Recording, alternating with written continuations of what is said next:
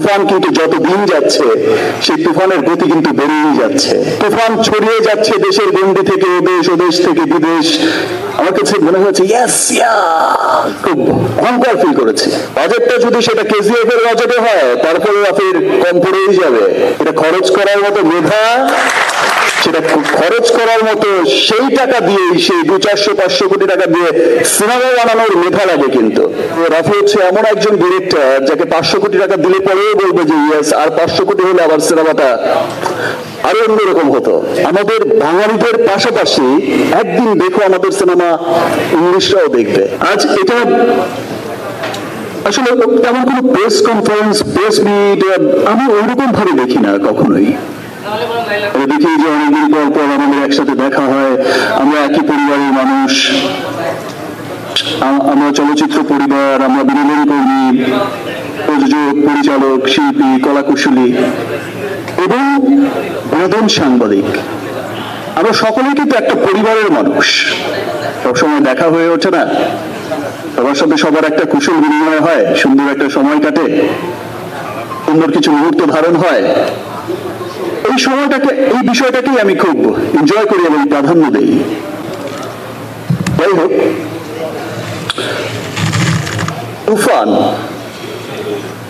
তুফানের আসলে তুফানটা শুরু হয়েছিল সেই দিন আরেক 5 তারকা হোটেল থেকে সকলে একত্রিত হয়ে আমি সুন্দর একটা ছবির একটা সুন্দর একটা পোর্ট্রেট করেছিল রাফি।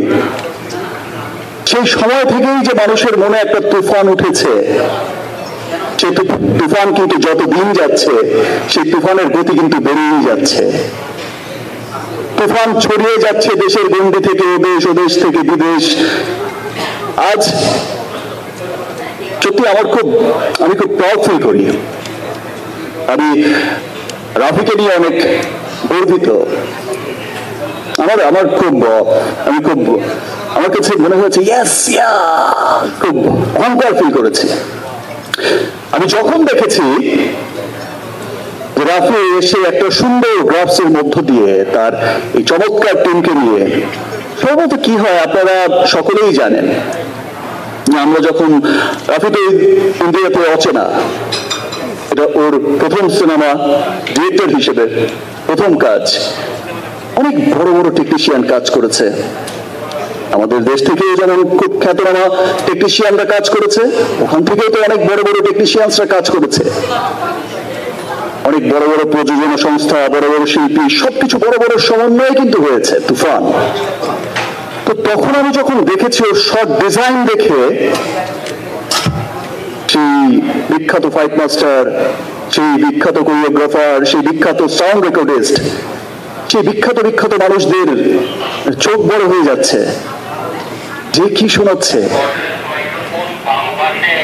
এটা কি গ্রাফের কথা বলছে, 100 একটা ফাইট 4 মিনিটের, এটা কিভাবে সম্ভব? এবং সেটা যখন আপনারা সিনেমা হলে সবাই দেখবে তখন সত্যি আসলে সবার খুব গর্ব লাগবে। তো তখন থেকে আমি আসলে রাফির কে দিয়ে খুবই গর্বিত। আজকে তুফানের বাজেট যা, এবং আমি খুব প্রাউড করি তখন সেখানে বলতাম যে আজকে তুফানের বাজেট যা, রাফি হচ্ছে এমন একজন পরিচালক, বাজেটটা যদি সেটা কেজিএফ এর বাজেটে হয় তারপরে রাফির কম পড়েই যাবে।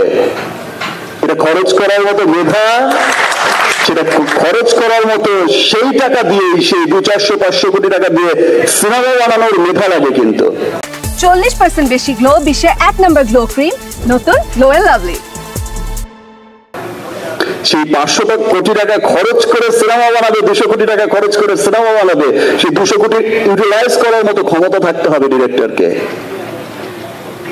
তো আমি গর্ব করে বলতাম যে রাফি হচ্ছে এমন একজন ডিরেক্টর যাকে 500 কোটি টাকা দিলে পরেও বলবে যে ইয়েস, আর 500 কোটি হলে আবার সিনেমাটা আরো অন্যরকম হতো।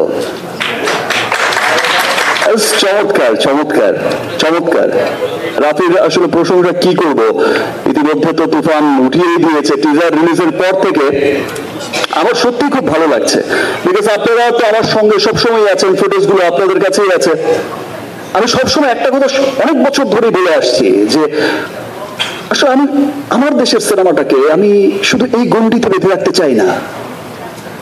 আমি ঈদের দিন সকালে নামাজ পড়ে এসে আমি বা আমার ঈদের সময় থেকে আমি সেই স্বপ্ন দেখতে চাই যে ওকে ফাইন, ইংল্যান্ডের কি অবস্থা, সাবমেরিনের কি অবস্থা, নিউ ইয়র্কের কি অবস্থা, নিউ জার্সি এর কি অবস্থা, অস্ট্রেলিয়ার কি অবস্থা, নিউজিল্যান্ডের কি অবস্থা, ইটালির কি অবস্থা, সুইজারল্যান্ডের কি অবস্থা।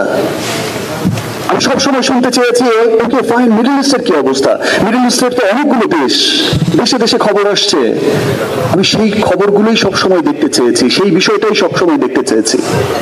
এবং ইনশাআল্লাহ গত বছর থেকেই এই গ্লোবাল জার্নিটা কিন্তু আমাদের শুরু হয়েছে। গত বছর থেকেই কিন্তু শুরু হয়েছে ডাবলিনে সিনেমা রিলিজ হওয়া, গত বছর থেকেই কিন্তু শুরু হয়েছে বড় পরিসরে, এর আগেও হয়তো হয়েছে ছোট্ট পরিসরে, কিন্তু গত বছর থেকে শুরু হয়েছে ডাবলিনের মতো আমাদের স্বপ্নের শহরে সিনেমা অফিসিয়ালি রিলিজ হওয়া, ইংল্যান্ডে রিলিজ হওয়া, ইটালির রোমে রিলিজ হওয়া, north America, Canada, everywhere, Australia, New Zealand, middle east. এই যে জার্নিটা গত বছর শুরু হয়েছে, এই যে তুফানটা গত বছর থেকেই শুরু হয়েছে, এই তুফানটা কিন্তু এই বছর এসে আরো অনেক বেগবান হয়েছে। আজ সত্যি আমি খুব, আমার কাছে সত্যি খুব ভালো লাগে, আমি সত্যি খুব গর্বিত যে আজ আমি সবসময় যেটা চেয়েছি যে আমাদের বাঙালিদের পাশাপাশি একদিন দেখো আমাদের সিনেমা ইংলিশরাও দেখবে, যেমন করে বলিউড এগিয়েছে। একসময় ইন্ডিয়ানরা দেখতো, এশিয়ানরা দেখতো, এখন ইংলিশরাও দেখে। আমার খুব ভালো লাগছে দেখে যে তুফানের টিজার যখন লঞ্চ হয়েছে, আপনারা সকলেই জানেন তুফানের টিজার যখন লঞ্চ হয়েছে, তুফানের গান যখন এসেছে, এই দুই সময় অস্ট্রেলিয়া বলেন, আপনার নেদারল্যান্ড বলেন, আপনার আমেরিকা বলেন, আপনার জার্মান বলেন, আপনার জাপান বলেন, এরকম বহু দেশের সেই ইংলিশরা বলেন, বহু দেশের ইংলিশ কন্টেন্ট ক্রিয়েটাররা কিন্তু গানের টিজারের রিয়েকশন দিচ্ছে। খুব ভালো বলছে আমাদের সিনেমার টিজারকে, খুব ভালো বলছে। এই প্রথম শুনছি তাদের মুখে একটা বাংলা সিনেমার টিজারের কথা, রিভিউর কথা একটা জার্মান লোকের মুখ থেকে শুনছি, একটা ইংল্যান্ডের লোকের মুখ থেকে শুনছি, একটা আমেরিকার লোকের মুখ থেকে শুনছি। আমি খুব গর্বিত এবং আমি রাফিকে অনেক ধন্যবাদ জানাই।